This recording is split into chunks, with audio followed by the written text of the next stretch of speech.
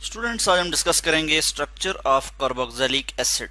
Carboxylic acid का structure देखेंगे हम। कार्बोक्सिलिक एसिड क्या होते हैं, कौन से कंपाउंड होते हैं। तो ऐसे ऑर्गेनिक कंपाउंड जिनमें कार्बोक्सिलिक ग्रुप जो है फंक्शनल ग्रुप हो, एज अ फंक्शनल ग्रुप के तौर पे हो, मौजूद हो, तो उसे हम कहते हैं, ऐसे कंपाउंड को हम कहते हैं कि वो कार्बोक्सिलिक एसिड हैं।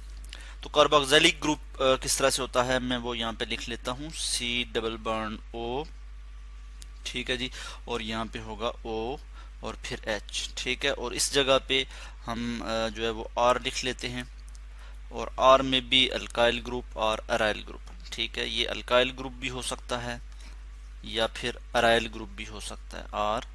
Aryl group. अराइल मीन यानी अराइल का जो वर्ड है हम इससे पहले पढ़ चुके हैं, यानी एरोमेटिक, ठीक है। इसमें यानी कोई बेंजीन की तरह का रिंग, बेंजीन रिंग हो सकता है, ठीक है। तो अल्काइल ग्रुप भी हो सकता है और अराइल ग्रुप भी हो सकता है। और इसमें आप देख सकते हैं कि ये वाला जो ग्रुप है, ये कौन सा ग्रुप है, ये कार्बोनाइल ग्रुप है। इसी तरह से ये वाला जो ग्रुप है, ये हाइड्रोक्सिल ग्रुप है। तो कार्बोक्सिलिक ग्रुप जो है वो इन दो चीज़ों से मिलकर बना होता है, एक कार्बोनाइल ग्रुप से और एक हाइड्रोक्सिल ग्रुप से, ठीक है। कार्बोनाइल ग्रुप के साथ हाइड्रोक्सिल ग्रुप जो है वो अटैच होता है। और फिर इस तरफ ये जो आर लिखा हुआ है, इसमें यानी कोई हाइड्रोकार्बन चेन हो सकती है, ठीक है। तो इसीलिए हम कहते हैं कि कार्बोक्सिल ग्रुप यानी कार्ब जो वर्ड निकला है, अगर हम देखें कार्बोक्सिल की बात करें, कार्बोक्सिल ग्रुप, तो कार्ब का जो वर्ड निकला है ये कार्बोनाइल से निकला है, और ऑक्सिल का जो वर्ड निकला है ये हाइड्रोक्सिल से निकला है। तो इसलिए हम कहते हैं कार्बोक्सिल ग्रुप, ठीक हो गया। तो ये तो कुछ ब्रीफ इंट्रोडक्शन था कार्बोक्सिलिक एसिड के मतलब। अभी हम इसके स्ट्रक्चर की बात करेंगे। अगर हम इसके स्ट्रक्चर की बात करें तो यहाँ पे हम एग्जांपल के तौर पे ले सकते हैं फॉर्मिक एसिड को। फॉर्मिक एसिड का मैं यहाँ पे आपको स्ट्रक्चर दिखा देता हूँ कि इस तरह से इसका जो है हमारे पास जो है वो स्ट्रक्चर आ जाता है फॉर्मिक एसिड का। इसमें हम देखते हैं कि ये प्लेनर है, और इसमें जो कार्बन ऑक्सीजन जो बॉन्ड है, यानी कार्बन डबल बॉन्ड फिर ऑक्सीजन, ये बाकी और जो कार्बोनाइल कंपाउंड हैं उनसे शॉर्टर है। और कार्बोनाइल कंपाउंड कौन से हैं, इससे पहले हम पढ़ चुके हैं, अल्डिहाइड और कीटोन, उनमें भी जो है वो कार्बोनाइल ग्रुप मौजूद है, ठीक है। वो भी कार्बोनाइल ग्रुप है। इस तरह से ये वाला जो ग्रुप है इसको हम कहते हैं कार्बोनाइल ग्रुप। तो हम कहते हैं कि इसकी जो बॉन्ड है, कार्बन ऑक्सीजन जो बॉन्ड है, ये shorter than the aldehyde and ketone है। और इसमें जो ये जो कार्बन है, इसका जो बॉन्ड एंगल है that is close to 120 degree, 120 degree के नज़दीक है। इट मीन के जो हमने इससे पहले बात की थी sp2 हाइब्रिडाइजेशन की, उसमें भी 120 डिग्री बॉन्ड एंगल जो है वो होता है। तो इससे हमें पता लगता है कि ये वाला जो कार्बन है ये sp2 हाइब्रिडाइज्ड है, ठीक है। और कार्बन ऑक्सीजन जो डबल बॉन्ड है वो बिल्कुल अल्डिहाइड की तरह ही है, मगर ये इस केस में थोड़ा शॉर्टर है।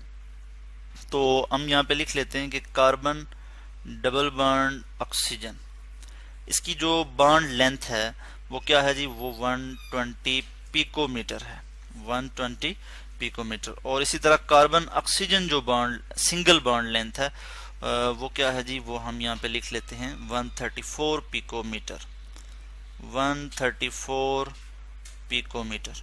इसी तरह से मैं अगर यहाँ पे बॉन्ड एंगल की बात करूँ तो यहाँ पे हम देख सकते हैं हाइड्रोजन कार्बन ऑक्सीजन, ठीक है। यानी मैं यहाँ पे लिख लेता हूँ हाइड्रोजन, फिर उसके बाद कार्बन, फिर डबल बॉन्ड ऑक्सीजन। तो इसमें जो बॉन्ड एंगल है वो क्या है जी, 124 डिग्री। तो इसको मैं यहाँ पे इस तरह से शो भी कर सकता हूँ कि ये वाला जो बॉन्ड एंगल है ये कितना है जी, 124 डिग्री, जो कि क्लोजर है 120 डिग्री के, ठीक है। इसी तरह से हाइड्रोजन, यानी ये हमने यहाँ पे शो कर लिया कि हाइड्रोजन कार्बन और फिर कार्बन डबल बॉन्ड ऑक्सीजन, ये वाला जो बॉन्ड एंगल है ये 124 डिग्री है, ठीक हो गया। इसी तरह ये वाला जो बॉन्ड है हम देख सकते हैं, यानी ऑक्सीजन कार्बन और फिर ऑक्सीजन, ये वाला जो बॉन्ड एंगल है इसको भी हम यहाँ पे लिख लेते हैं कि ये जो बॉन्ड एंगल है ये है जी 125 डिग्री, ठीक है। इसी तरह से हम यहाँ पे इसको मेंशन कर लेते हैं कि हाइड्रोजन कार्बन और फिर ऑक्सीजन, यानी hydrogen carbon oxygen single bond जो है, यानी कार्बन ऑक्सीजन सिंगल बॉन्ड यहाँ पे मौजूद है।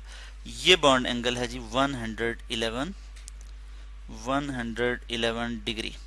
ठीक है जी, इसको मैं इस तरह से जो है वो शो कर लेता हूँ। 111 डिग्री जो है ये बॉन्ड एंगल है। इस चीज़ को हम यहाँ पे लिख भी लेते हैं कि यहाँ पे हमने जैसा कि ये लिख लिया कि 124 डिग्री है बॉन्ड एंगल। इसी तरह से हम यहाँ पे लिख सकते हैं ऑक्सीजन डबल बॉन्ड कार्बन और फिर सिंगल ऑक्सीजन। ये जो बॉन्ड एंगल है ये कितना है जी, हम यहाँ पे इसको इस तरह से रिप्रेजेंट कर सकते हैं 125 डिग्री। और ये वाला जो बॉन्ड एंगल है यानी हाइड्रोजन, उसके बाद कार्बन और फिर उसके बाद ऑक्सीजन, ये है जी हमारे पास 111 डिग्री। ये हमने इस तरह से मेंशन कर लिया। और ये वाला जो कार्बन है हम कहते हैं ये sp2 हाइब्रिडाइज्ड कार्बन है। इस तरह से ये जो फॉर्मिक एसिड की हमने एग्जांपल दी है, इससे हमें अच्छी समझ आ सकती है कार्बोक्सिलिक एसिड के स्ट्रक्चर की। ठीक है जी, इसी तरह से मज़ीद जो है जो कार्बोक्सिलिक एसिड के जो मज़ीद जो मेंबर हैं उनका भी स्ट्रक्चर बिल्कुल इसी तरह से होगा। ठीक है, बॉन्ड एंगल की हमने बात की, इसी तरह से बॉन्ड लेंथ की हमने बात की। मैं यहाँ पे लिख लेता हूँ बॉन्ड लेंथ, और यहाँ पे हमने बात की बॉन्ड एंगल की। ठीक हो गया।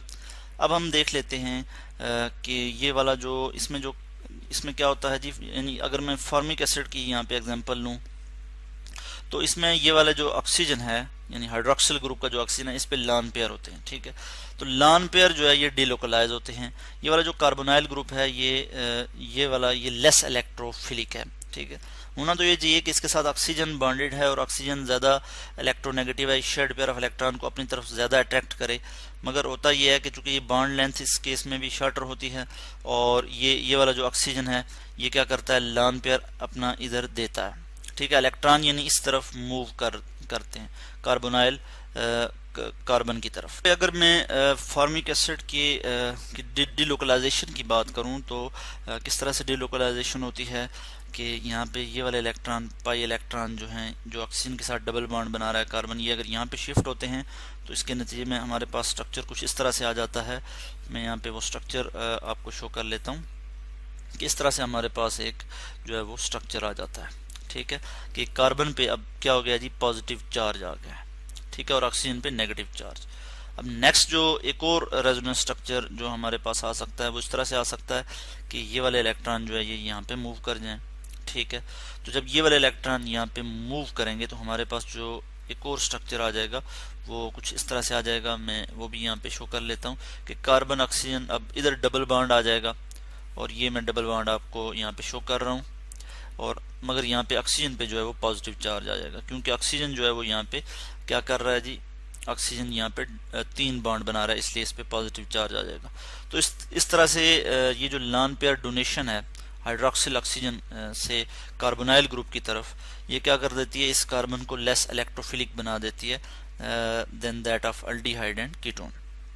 ठीक है, अल्डिहाइड और कीटोन में भी चूंकि कार्बोनाइल ग्रुप मौजूद होता है मगर उसके इसमें हाइड्रोक्सिल ग्रुप मौजूद नहीं होता। ठीक है, तो हाइड्रोक्सिल ग्रुप का ये जो लॉन पेयर है ये जब डोनेट होता है तो ये यानी ये बेसिकली डिलोकलाइज हो जाता है। ठीक है, लॉन पेयर डिलोकलाइज होता है और इस डिलोकलाइजेशन को हम कहते हैं यानी ये रेजोनेंस है।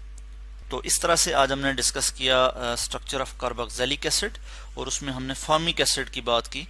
ठीक है, हमने यहाँ पे बॉन्ड एंगल की बात की, हमने यहाँ पे बॉन्ड लेंथ की बात की और हमने देखा हाइब्रिडाइजेशन की बात की कि ये जो कार्बन है कार्बोनाइल कार्बन ये sp2 हाइब्रिडाइज्ड है और ऑक्सीजन के साथ जो है ये डबल बॉन्ड बना रहा है।